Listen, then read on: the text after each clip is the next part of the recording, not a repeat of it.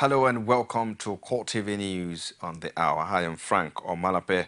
Report says that Nigerian troops have successfully repelled an attack by Boko Haram insurgents on Maiduguri for the second time in a week. The troops responded to the attack by the militants with a combined land and air assault after the militants struck in the early hours of today.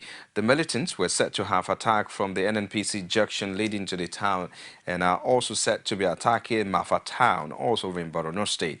Meanwhile, troops of the multinational Joint Task Force have retaken the town of Gozar in Borno State. Report also reaching us from Yobe State town of Potiskum indicates that a suicide bomber has detonated explosive in front of the house of a member of the House of Representatives, Sabo Garuba. Witnesses say the explosion led to the death of an unidentified number of people and also disclosed that the suicide bomber walked to the front of the House member before blowing himself up. It is, however, not clear if the bomber targeted the House of Reps member. Potiskum has been the scene of over 4 suicide bomber attacks in the last few weeks. The African Union says it has agreed to the creation of a regional force to deal with the threats posed by the Boko Haram insurgents to Nigeria and its neighbors. The AU rose at the end of its meeting in Addis Ababa in Ethiopia with a resolve to put in place a regional force to tackle the Boko Haram insurgents that has swept through the northeastern part of Nigeria and is currently threatening Cameroon and Chad. AU's Commissioner for Peace and Security, Smiley Chagui, says a meeting will be held in Cameroon in a few weeks to put finishing touches to the move before seeking a UN resolution, a move that has been backed by UN Secretary General Ban Ki-moon. Deploy a multinational force to deal with Boko Haram. There will be a meeting in few days in Cameroon in order to finalize the concept of that operation, and thereafter we will go to New York to seek a resolution under Chapter 7 so that we can really make this force operational on the ground as soon as possible.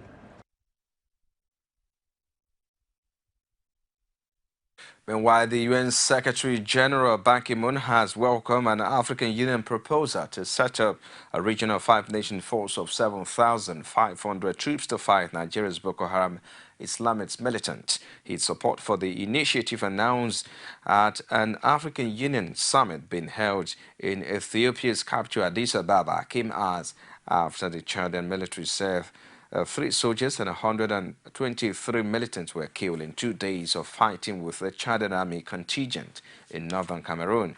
It says the terror group has committed unspeakable atrocities and needs to be tackled and other effectively. transnational threats continue to challenge us.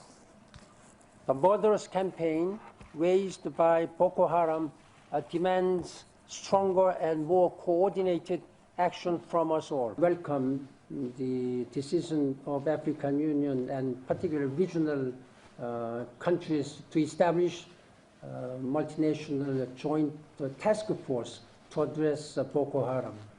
Like Al-Qaeda, Boko Haram, and ISIL, all these terrorists, they have committed unspeakable brutality against humanity. Not a single country, even the regional countries, cannot handle this alone. Therefore, I'm asking that those terrorists should be addressed by regional and international coordination and cooperation. The military means may not be the only solution. There should be a very careful analysis of the root causes why this kind of terrorist and extremism, violent extremism, are spreading. Of the decision of African Union, and I'm ready to cooperate closely with African Union leadership. The All Progressive Congress says the DSS and the police are guilty of double standard and lack of fairness following their silence on the war threats by two ex-militant Nasari Jakubo and government Epemopolo.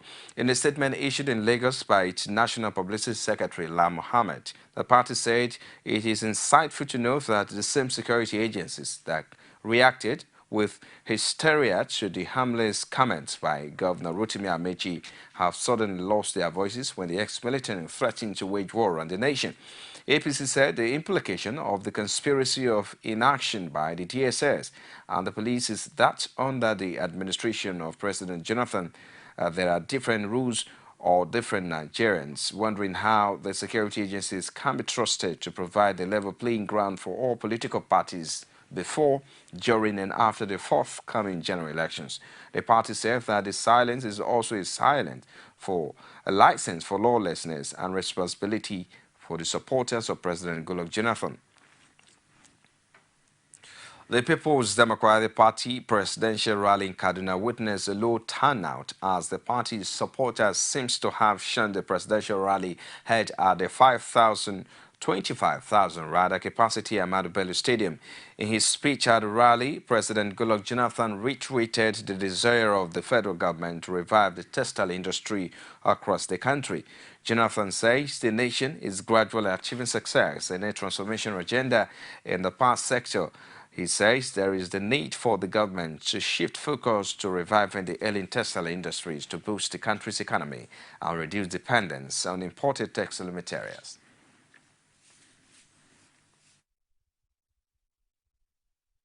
Be happy with it. And Kaduna State is central because we have more tertiary institutions than any other state. Kaduna State is hosting more tertiary institutions than any other state.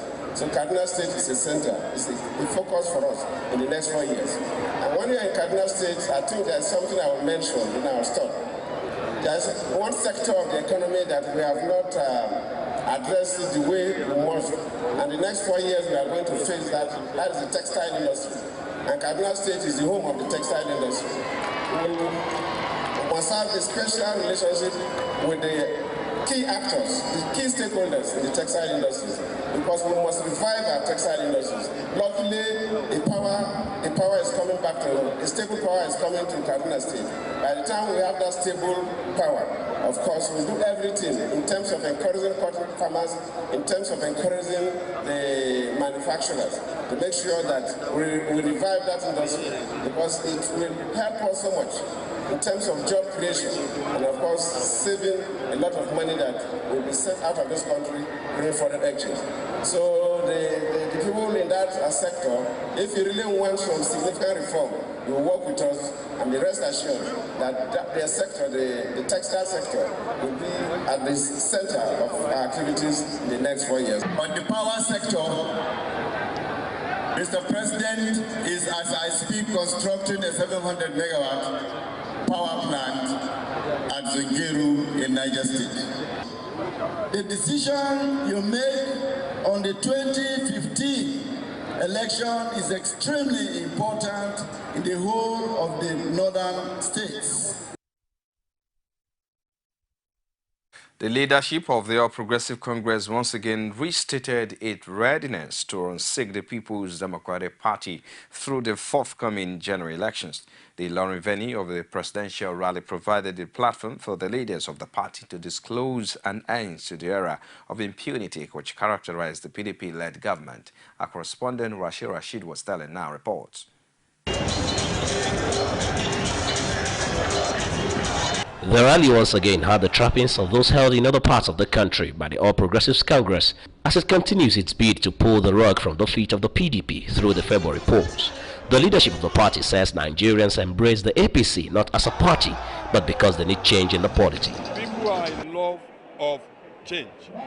And can't anything, whether Buhari or no Buhari or anything, or Jonathan or no Jonathan, what Nigeria wants is change. People are tired of a governance that doesn't have a direction.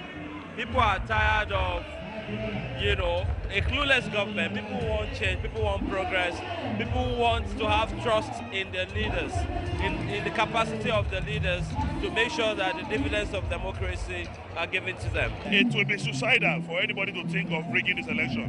And I want to tell you that this election is not riggable. Nigerians are wiser. Nigerians are more determined. Former Governor Bukola Saraki and the incumbent Abdul Fattah Ahmad both expressed confidence that APC will coast to victory with the support of the people. This was a state that was 100% PDP.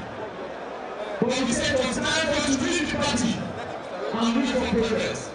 Until when you have a very good and committed president that we can work together and make Ghana better. The duo of Muhammad Buhari and his vice, Yemi Osinbajo, while stating their plans for Nigerians, advised Kwarans to vote for change in salvaging the already dire situation of the country. Muhammad Buhari, by the grace of God, President of Nigeria, May 29, 2015, will stop corruption. If you allow the PDP by any chance to continue to rule this country, you are ruining yourself and you are ruining your country. The desperation in that camp is frightening. And with so much resources in their hands, and with the coercive forces in their command, we have a problem, and God willing, will overcome that problem. The indices following the presidential campaigns of different presidential candidates, it is no doubt that the 2015 general elections will not be forgotten in the annals of the political history of Nigeria. And as February 14 comes nearer, Nigerians are saddled with the responsibility of going out, seeing these manifestos, to guide them in voting for the candidate of their choice when election begins on the 14th of February. Rashid, CoreTV News, Ilori. You're still watching the CoreTV News on the hour. We'll take a short break. We'll be back with more stories after this timer. Join us again. Every day, every hour, and every minute, news break in Nigeria. Things happen so fast, it's most times difficult to track and comprehend them. But that's what we do right here on Digit 360. 2015, would you want to come back again? It's like asking Jesus Christ if he knew he was going to die, will you want to come back as the savior of the world again? We do not just help you track the stories, we break them down, explore all the angles, analyze the issues so that you can fully comprehend the stories and use them to make the right decisions.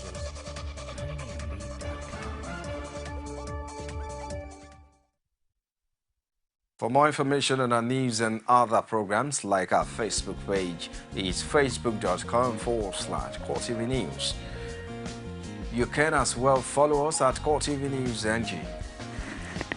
And our YouTube page is youtube.com/CoreTV, leave a space, then news.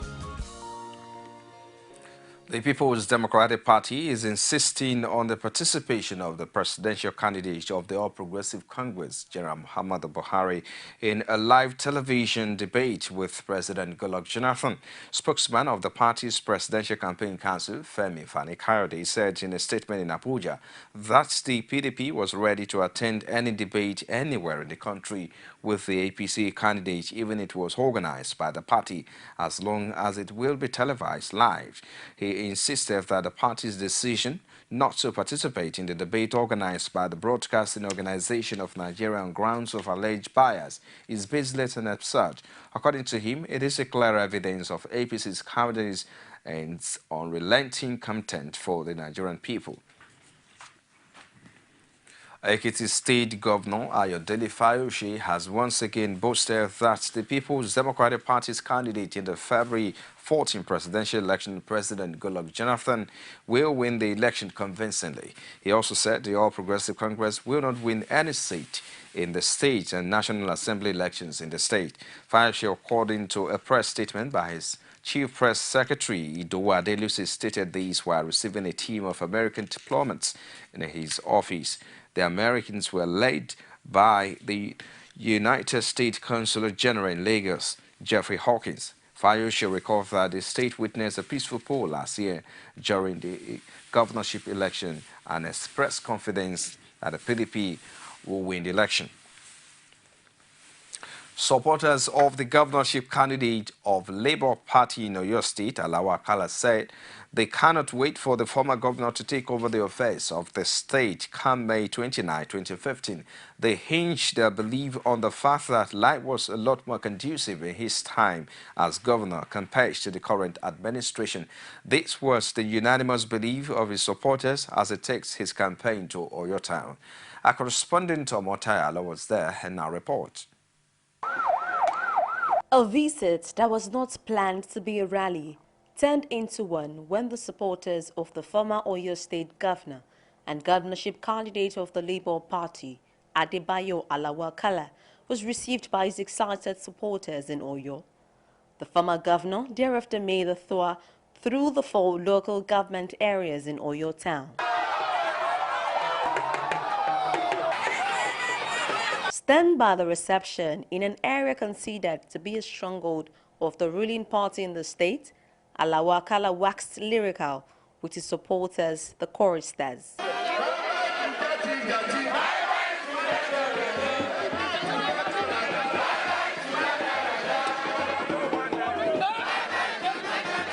On the chances of the Labour Party winning the state at the February polls, a member of the House of Representatives, Camille Akinlabi, and the market leader from Ogbomosho, Grace Olusoji, say Akala is a man of the people with an excellent record of past performance, which can only translate to victory for him at the February election. This party will, if elected into power, will take care of their welfare, free education, free medical services, improve agricultural facilities to farmers, and all those things, and people are convinced. And you can see from morning till now in Oyo town that this Labour Party is a party to beat. The thing he do for everybody is a good something.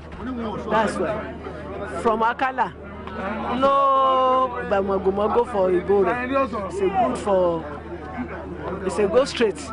Yeah? So that's why I like to vote for Akala. Commenting on the allegations of Akala's government and violence, the State Secretary of Labour Party, Gbenga Oyikola, says it's all propaganda by his opponents to link him to the internal crisis of the State Council of the NURTW. It's quite unfortunate that he inherited the crisis through the NURTW when he came on board. That was, you see, those people, the NURT people, they don't change their government peacefully. That has been their own nature. And unfortunately, that was when he came in. And we thank God, he was the one that proscribed NURTW. So if you are enjoying peace in Oyo State today, it is his handwork. The train to Oyo paid a visit to traditional rulers in the town and some elder statesmen. As residents of Oyo town demonstrated their love with this large turnout, the question of how convinced they are about an Akala administration will be answered with the results of the poll. Omotayo Alo, CoreTV News, Oyo. And now the Niger State chapter of the People's Democratic Party says it will appeal Friday's election tribunal's verdict on the Nigeria senatorial by-election. Hassan Saba, publicity secretary of the party in the state, disclosed this in a statement in Mina. The election petition tribunal had on Friday upturned the result of the senatorial by-election in favor of David Umoro of the All Progressive Congress. The party in the statement, however, urged members to remain calm and committed to winning the forthcoming January elections. It also advised APC loyalists not to rejoice yet, adding that the tribunal verdict is not a reflection of what transpired at the polls. The Niger State Zone B senatorial by-election was conducted in August 2014 to replace the vacancy created as a result of death of Dahir Kuta. The Justice, Development and Peace Commission of the Catholic Church organized a 50,000-man pre-election rally sensitization Nigerians against violence before, during and after the general elections. The rally, which commenced at 11:15 a.m. from the St. Agnes Catholic Church, Maryland, Lagos, through Mobolaji Bank and Tony Road, had people from all walks of life participating. Speaking on the need to sensitize Nigerians on shunning election violence, the organizers say the tax is for all.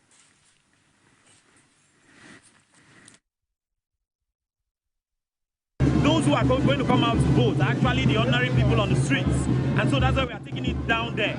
most of the elite of the society actually have a whole lot of, the voter party is high on their side. How many times do we go out to vote and then you see MDs of top multinationals along the streets voting? So these are the ones who actually come out to vote. These are the ones that we use as thugs or are used as thugs. And so we want to speak to them. We want to carry this message everywhere, not just in Lagos, but all around the country, to know that, yes, something great is about to happen. And the tension in the country has been instigated by the political class in this country.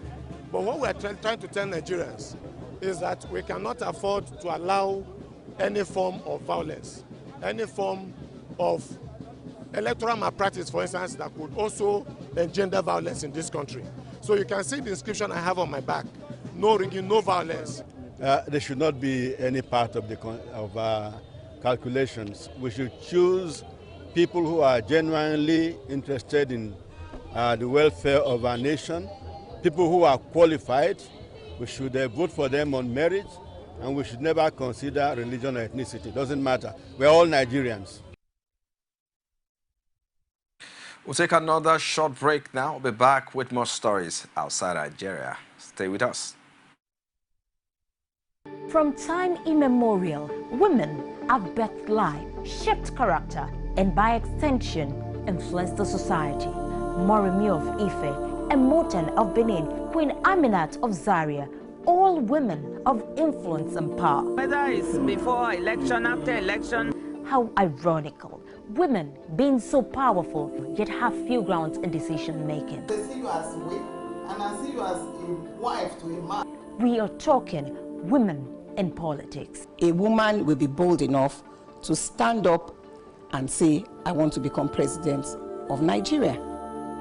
Only on CoreTV News. Outside Nigeria now, India on Saturday succeeded for the first time in using a mobile launcher to test fire long-range missile capable of delivering a nuclear warhead deep inside its Asian rival China. Although Saturday's launch was the third test of the Agni 5 missiles, it is the first time the weapon has been fired from a so-called canister mounted on a truck rather from a concrete launch pad used in previous trials. The new delivery mechanism gives the armed forces increased operational flexibility. The Agni 5, developed by India's Defense Research and Development Organization, was first tested in April 2012. Analysts say the Agni 5 has the range to strike any target on the Chinese mainland, including military installations in the far northeast. India sees the rocket, which was a range of 5,000 kilometers, as a key boost to its regional power aspirations and one that narrows ever slightly the huge gap with China's missile system. Agni, meaning fire in Sanskrit, is the name given to a series of rockets India has developed as part of a Gandhi missile development project launched in 1983. Well, and it's a wrap now on CoreTV News. Many thanks for watching. I am Frank Omalape. Bye for now.